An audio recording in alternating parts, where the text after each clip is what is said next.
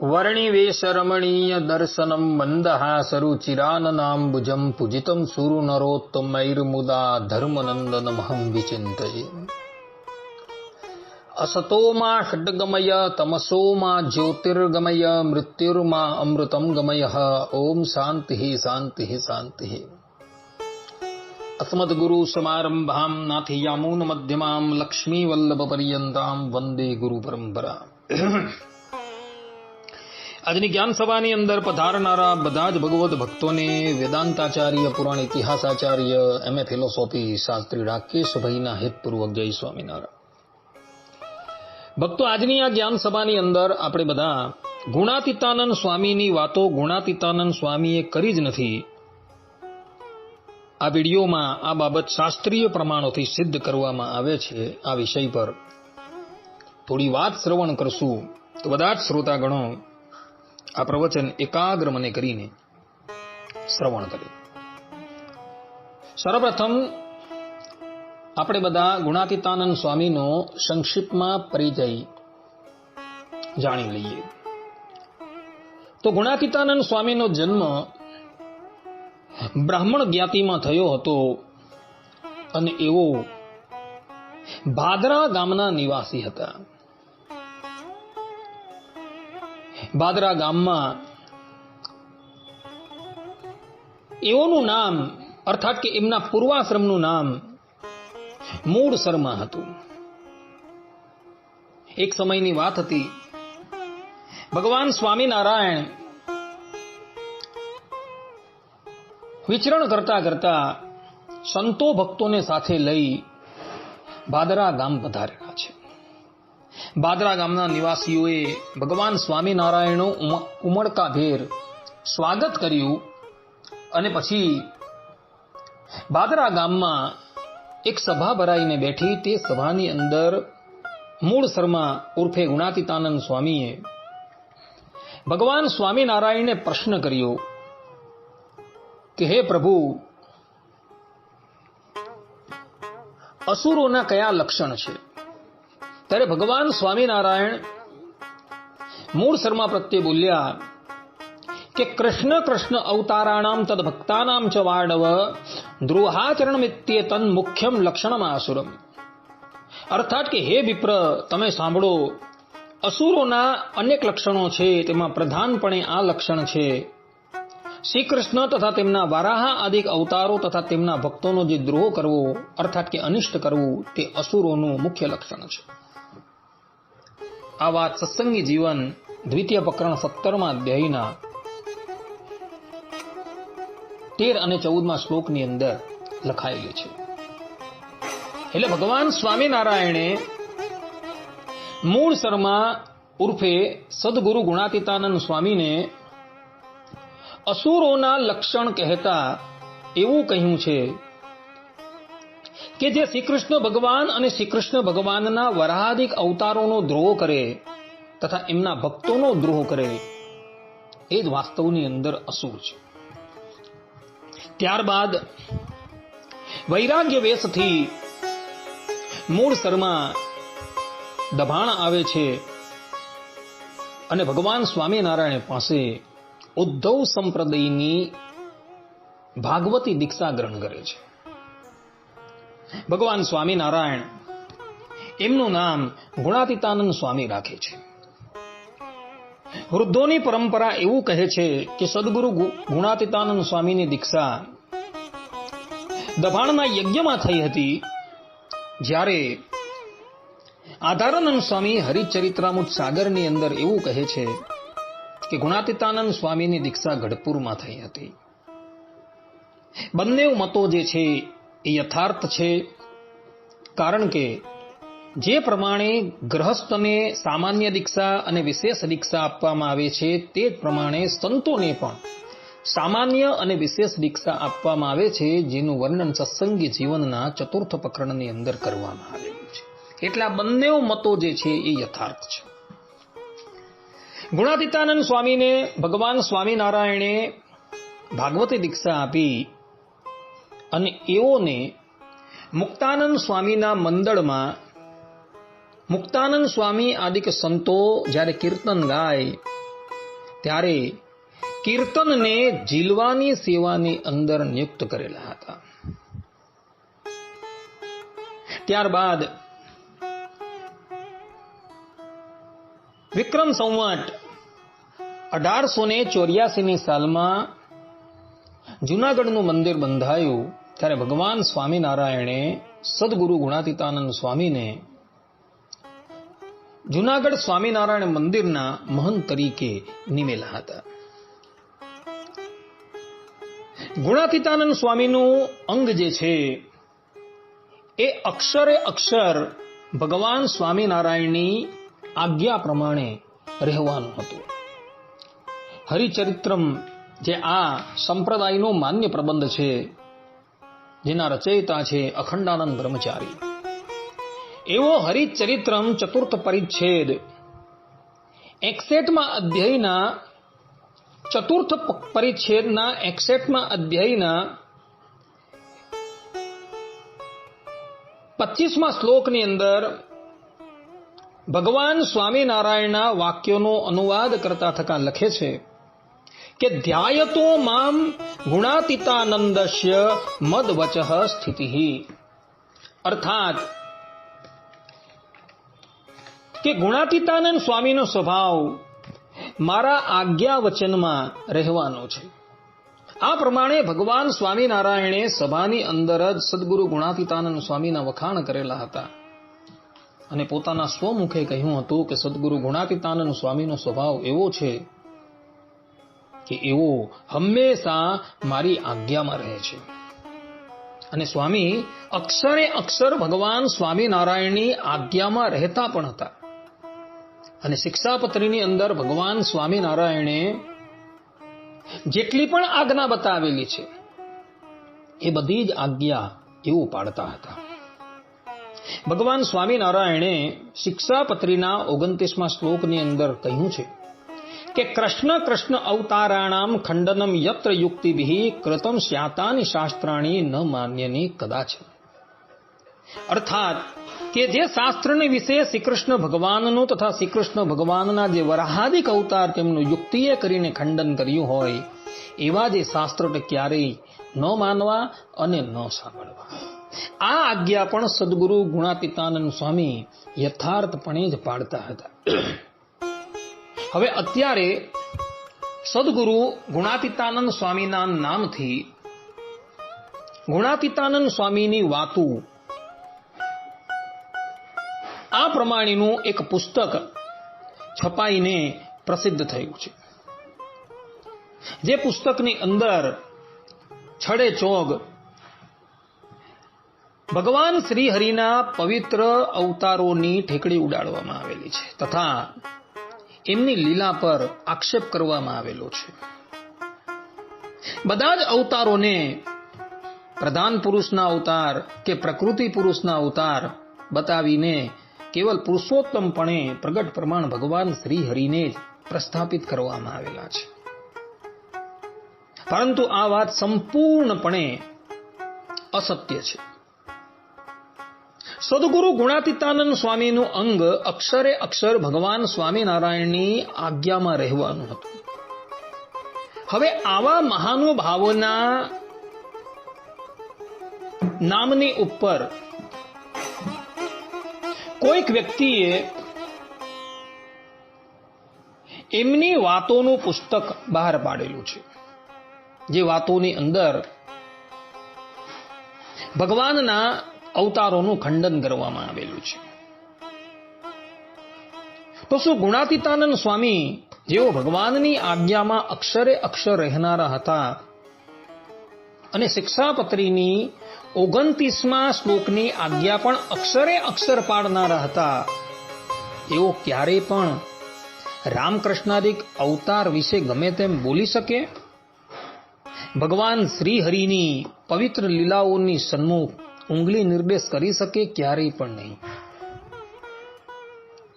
કારણ કે સદગુરુ ગુણાતીતાનંદ સ્વામી એ વાસ્તવની અંદર ગુણાતીત થઈ ગયા હતા. ત્રિગુણથી એ પર વર્તતા હતા અને જેની દ્રષ્ટિની અંદર પારખું કે પોતાનું પણ ન હતું. તો આવા મહાસમર્થ સાધુ ક્યારેય પણ રામકૃષ્ણાદિક અવતારો વિશે વિષ ઓકી શકે જ નહીં. અને એના પરથી જ એ વાત સિદ્ધ થઈ જાય છે કે આ વાતું જે છે એ ગુણાતીતાનંદ સ્વામીના નામ પર કોઈક આસુરી તત્વએ કહેલી છે.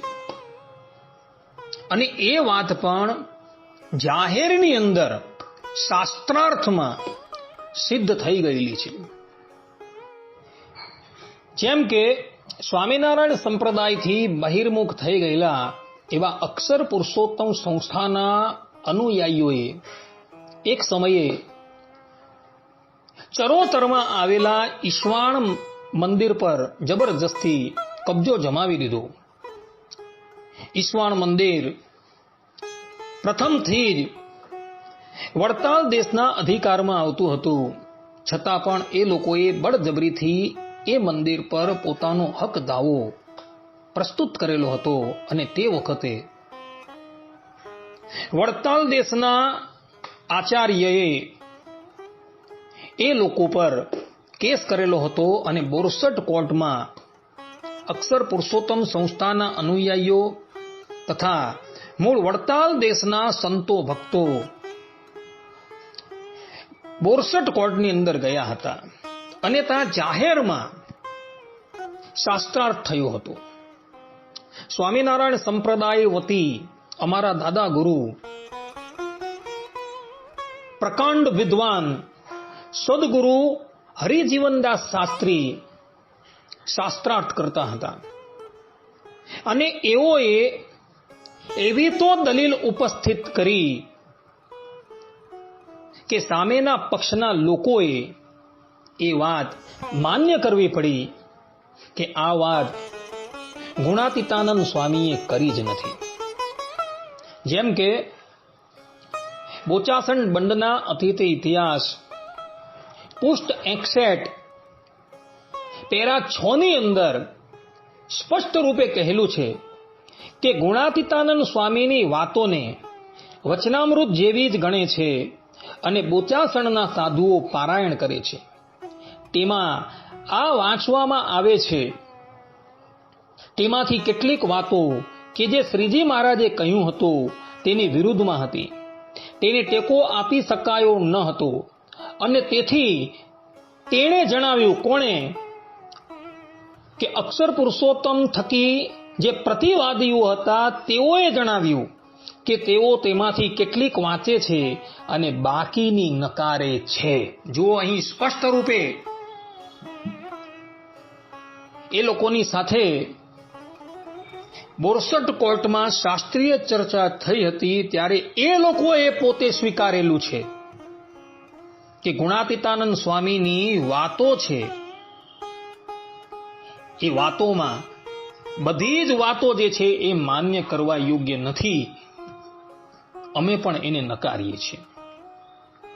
આ પ્રમાણે પ્રતિવાદીઓએ સ્વીકારેલું હતું કે આ ગુણાતીતાનંદ સ્વામીની વાતોની અંદર ઘણા ખરા અંશો જે છે એ અમને માન્ય નથી. અને જ્યારે આ વાતો છપાઈને પ્રસિદ્ધ થઈ ત્યારે વડતાલ મંદિરના તત્કાલીન કોઠારી પાર્ષદ ગોરધનદાસ કોઠારીએ એ છપાવનારાને નોટિસ મોકલેલી હતી.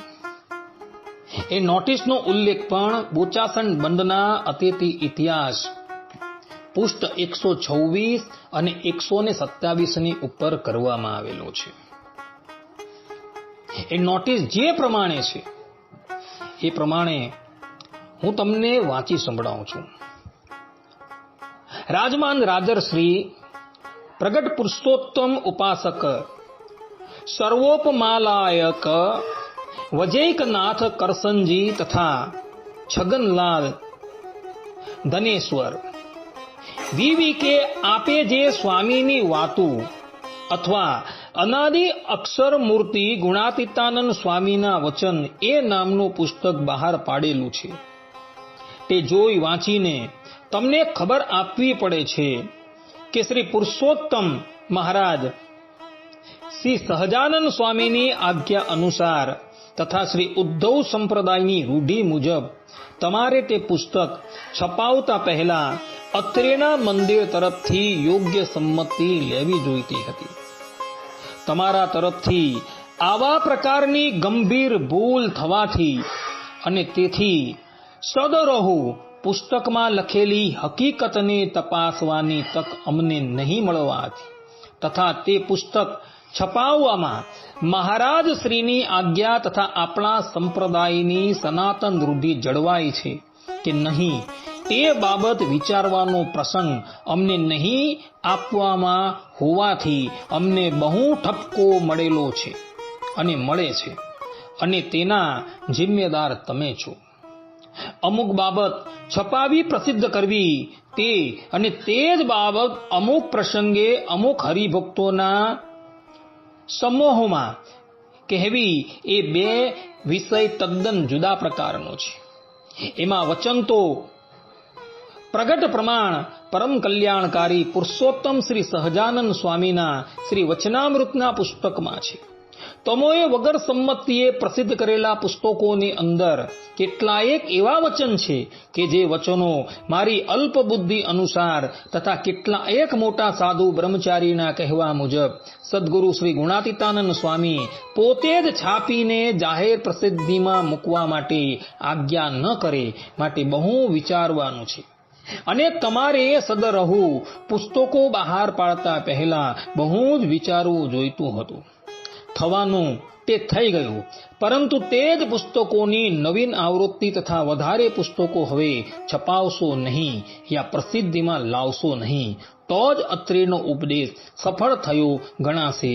એ જ અરજ શ્રી વડતાલવાસી શ્રી લક્ષ્મીનારાયણ દેવની ગાદીના આચાર્ય મહારાજ શ્રી લક્ષ્મી પ્રસાદજી મહારાજના કુલવાદી કોઠારી શ્રી ગોવર્ધનદાસજી તરફથી અને સૂચનાથી શાહ મૂળજી હરગોવિંદ દાસ વકીલ સદી પોતે આ પ્રમાણે અહીં જ્યારે આ પુસ્તક સર્વપ્રથમ છપાઈને પ્રસિદ્ધ થયું ત્યારે ગોવર્ધનદાસ કોઠારીએ પોતાના વકીલ દ્વારા છપાવનારા વૈજનાથ કરસનજી તથા છગનલાલ ધનેશ્વરને નોટિસ મોકલેલી હતી.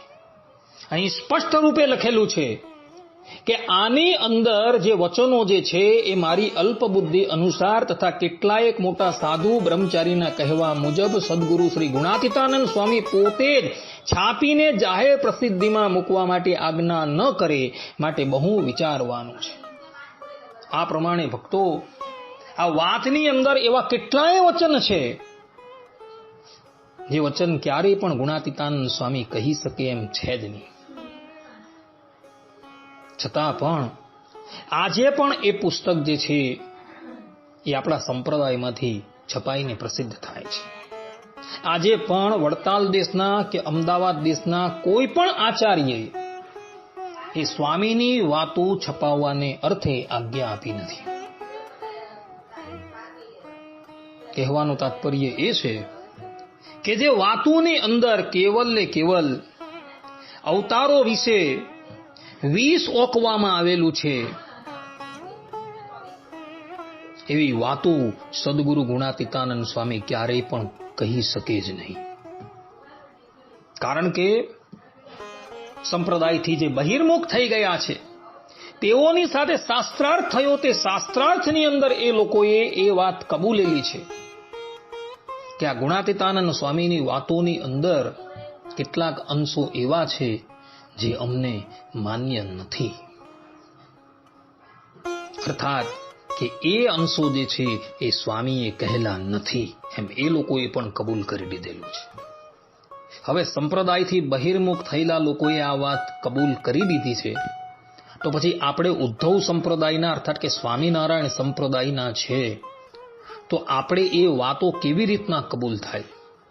કોઈ ભાવે કબૂલ ન થાય. એની અંદર ભગવાન સ્વામિનારાયણે લખેલી શિક્ષાપત્રીના 29મા શ્લોકની આજ્ઞા છડે ચોગ ભંગ થાય છે.